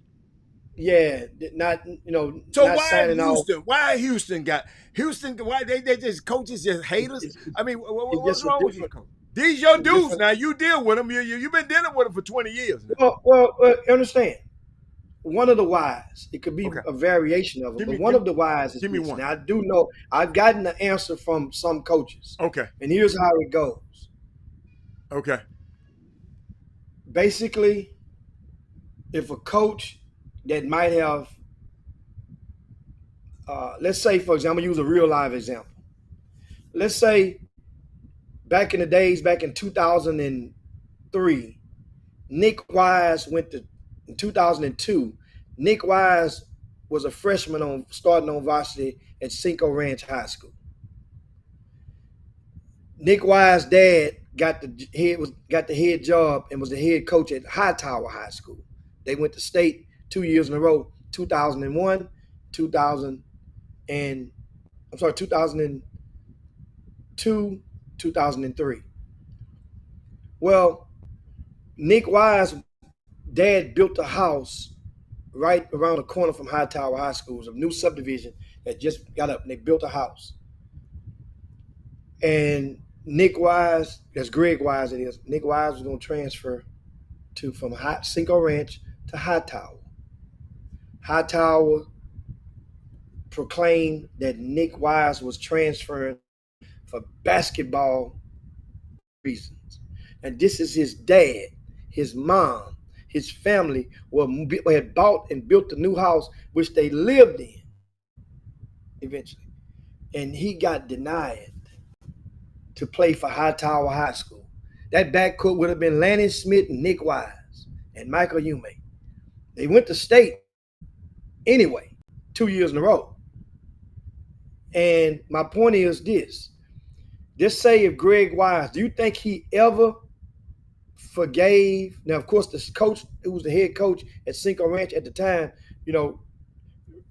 rest his soul, he's passed away a few years ago. But if somebody just say if you were the assistant coach on that staff and you came and you sit in that hearing and I watched you along with your head coach and you were a administrator on at that school, some people get life sentences from actions of the past. That's what is happening to a lot of people. A reason why a lot of kids, a lot of coaches have an ongoing tit for tat. Whereas you tried to deny my kid, I'm gonna wait till one try to go to you, or wait till one I'm gonna repay the favor. That's what you have in H-Town. As once again, I say in DFW, especially in DISD or in Dallas, the core of their schools is basically an honor. Whereas, you know what, you dirty, I ain't, good move. That way now I ain't gonna say nothing about you. Don't you say nothing about me. If a kid comes transfer, wait, where the dirty part? Where the dirty part come in at? Well, some people from whereas when it can be dirty. Some situation mean dirty mean that it ain't clean. It ain't a clean move. That's what I mean by dirty. Meaning that, come on, man. We know because you can see the same guy playing with Big E during the summer. Rest Big E soul, and he all of a sudden that kid enrolled in Dallas Kimball in the fall, and Big E's Dallas show was an artery into the heart of Dallas Kimball basketball. So those type of things where but Jimmy, isn't the current coach at Summer Creek, is he new? How long he been there? Hold on, man. Hold on. Huh? Say what now? Is the current coach, is he new? Yeah. Back to the Wheat Falls situation. Yeah. The current coach. The current coach is new. So what has he got against? Why is he not? I don't know the facts. I don't know the facts in regarding to that. Oh, okay. I think it might be as a result we're talking about now. Okay. It might definitely be that way now. But I'm sure he didn't walk into the building. Something had to happen, and then something had to happen after that, and then something has a act and react situation. Well, let's get out of here, man. I got to go. Yeah, I'm 15 minutes behind. Yeah, it's time to get on. It's time to slide on down Dino's back and yabba dabba do this thing on this Tuesday. You guys remember to go over to rcssports.com. Check out the updated schedule from the Girls Kickoff Classic. If you guys missed that Chuck McCown, Trey Phillips, we've revised the schedule for the November the 2nd event will be at Delmar Fieldhouse. Also, we have the schedule for the Hoops Giving Classic. I haven't released it yet, and I am thinking about releasing this thing really, really, really soon for you guys because it is too hot to keep on my desk. And I'm telling you, it off chain, this schedule right here might be my best pound for pound Hoops Giving Classic schedule ever. Talking about for us top to bottom. Definitely one of the top 3. But we gotta get on up out of here. See you guys. Make sure you share the show. You haven't done that already. Share this on your way out the door. Peace. We up out of here, man. Chop Shop. Hit it. Rob Hatter. You are now tuned in to the Chop Shop. I'm Retro. Let's get it. We in the Chop Shop, we live in the Chop Shop. We talking sports talk, we live in the Chop Shop. We in the Chop Shop, I'm talking sports talk. So turn your dials up, it's live in the Chop Shop. We in the Chop Shop, we live.